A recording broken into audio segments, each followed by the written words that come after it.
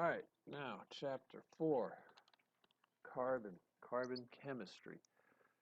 Focused on excuse me, water in the last chapter, but now we're look at this element carbon because um, it's extremely important for living things.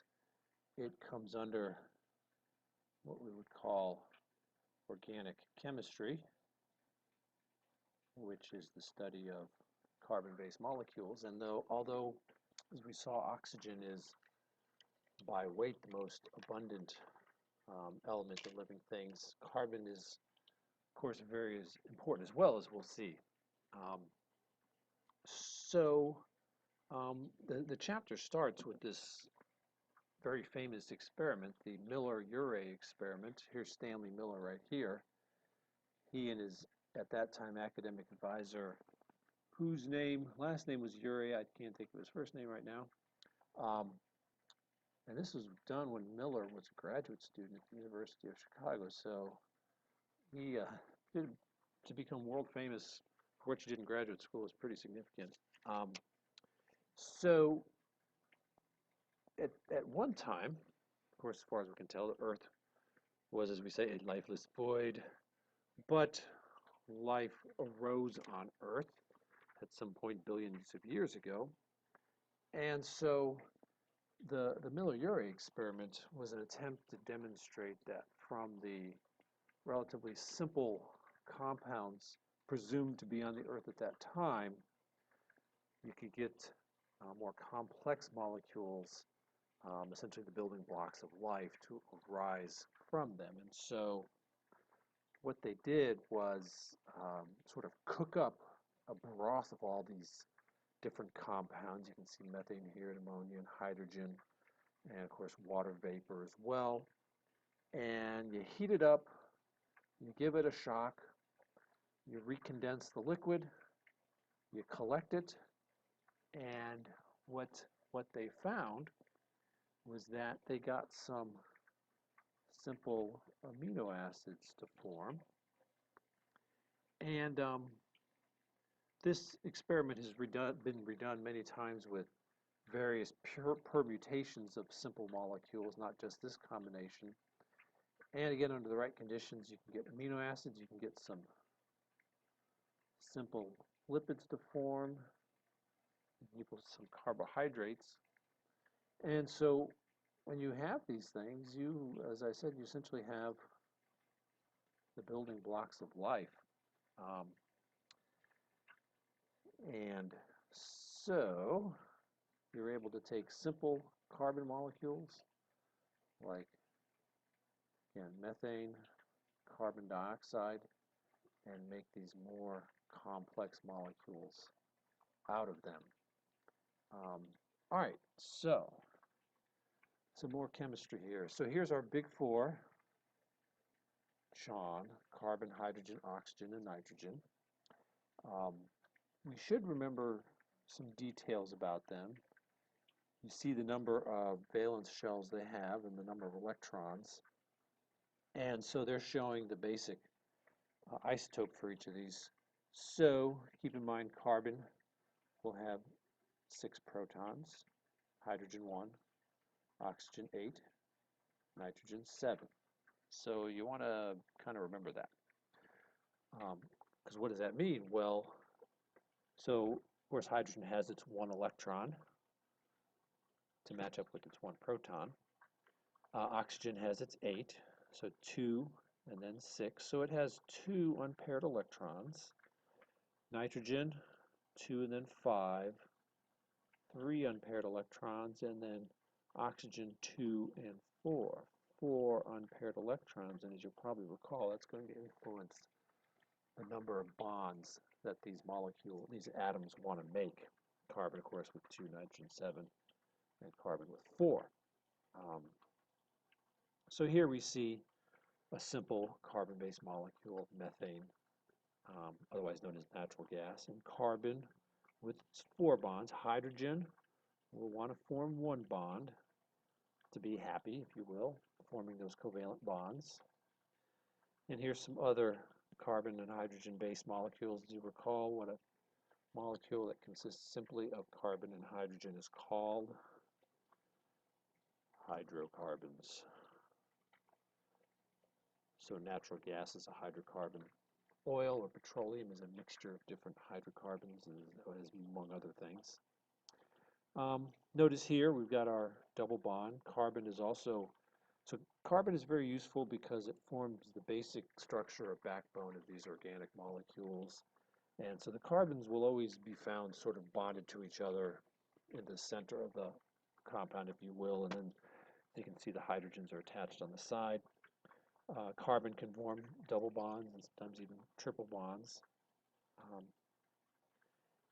As we see here, various permutations can have a branching pattern, often forms rings, as we'll see with sugars. Here are all various kinds of hydrocarbons. Notice here these diagrams, these structures here, these very abbreviated. So they're basically, you know that at each node there's a carbon, and we have a double bond, and hydrogens will be sticking off the side. It's just in a very abbreviated look at this ring structure molecule. We often find isomers with carbon-based molecules, molecules that have the same molecular formula but a different structure. These structural isomers, you can see this one, the carbon just comes off the side. Whoops, wrong way.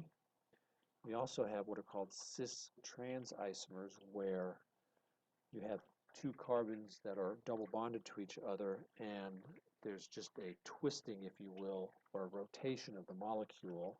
This X just represents some other part of the molecule, and you can see here they're on the same side, here they're at an angle to each other.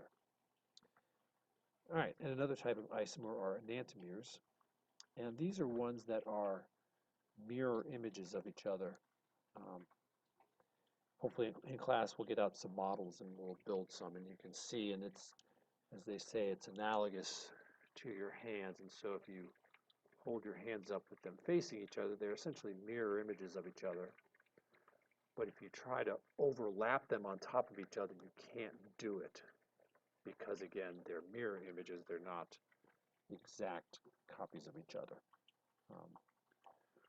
So we'll do that with the models. If you try to overlap these two isomers, it just does not work. All right, what else? Okay, so you've got carbon-based molecules with carbon as the backbone and these other atoms, particularly a lot of hydrogens typically stuck onto them. But you also have these other combinations of atoms, excuse me, what are called functional groups. So here we have three different actually several. We've got a hydroxyl group here, we've got a methyl group, and we've got a carbonyl group here. And so here are two different types of steroids. We'll learn more about them later. Testosterone and estradiol. Estradiol, a type of estrogen. And so here we've got this abbreviated structure. So again, at each node there's a carbon, and there will be two hydrogens here, a single hydrogen here, double bond. They're just not showing those. But they are showing the functional groups that are stuck on the side. You can see the ring structure is pretty much the same. We've got the hydroxyl and the methyl group here, but we're lacking a methyl group here. On testosterone, we have a carboxyl group, not a carboxyl, a carbonyl group. But on estradiol, we have a hydroxyl group instead. So the molecules are very similar, but that variation in their functional group gives them different properties. And as we know, testosterone is the primary sex hormone in males, and estradiol is one of the primary sex hormones in females. And so just the variation of those functional groups can change the properties a great deal. So we'll want to learn these functional groups. So here's a hydroxyl group. Not always, but often ones with them, particularly ones that just have a single one, are called alcohols, like ethanol here. Ethanol, when it's mixed with water, the hydrogen tends to break off, so it can have a slightly acidifying effect. And that is also what causes alcohols to dissolve in water. Um, so carbonyl groups is just a double bonded oxygen to a carbon, and sometimes it can be towards the middle of the molecule or on the end of the molecule. Excuse me. Um, and if it's within, it's called a ketone. If it's on the side, it's called an aldehyde. Um, Often found in sugars. Um, Carboxyl group. So you have a carbon at the end of the molecule, double bonded oxygen, and this OH group. And as you can see, these are known as carboxylic acids or organic acids because what happens is when they're in water, the hydrogen will break off, acidifying the solution, causing the ions to form, and it will dissolve in water. All right, amino groups, nitrogen with 2 hydrogens. This functional group has the habit of sometimes grabbing onto an extra hydrogen and removing them from the solution, and therefore they can act as a base. We're going to see amino acids here in a little while, and we'll see that what amino acids have are amino groups, and well, here's an amino acid right here, and carboxyl groups. So glycine is a type of amino acid. Sulfhydryl groups, and a sulfur with a hydrogen, they are seen in some amino acids. Here's an amino acid with the amino group and the carboxyl group. What these sulfhydryl groups do in amino acid, as it says here, is it allows different amino acids in a chain to sort of bond to each other because the hydrogen group will break off on each and the 2 sulfurs will bond together, forming what's called a disulfide bridge. We'll talk about that later when we talk about proteins. Phosphate groups, we're going to see them a lot. They're important in energy transfers. They're also a primary component of DNA and RNA. Let's see. Methyl groups, the CH3, as we saw above on the steroids. They, when they are added, as we'll see, to DNA, it's called DNA methylation. And what that does is binds up the DNA and keeps it from being used. It's a way of locking up certain portions of DNA that aren't really going to be used. All right, the last thing in this chapter is this molecule is brought up.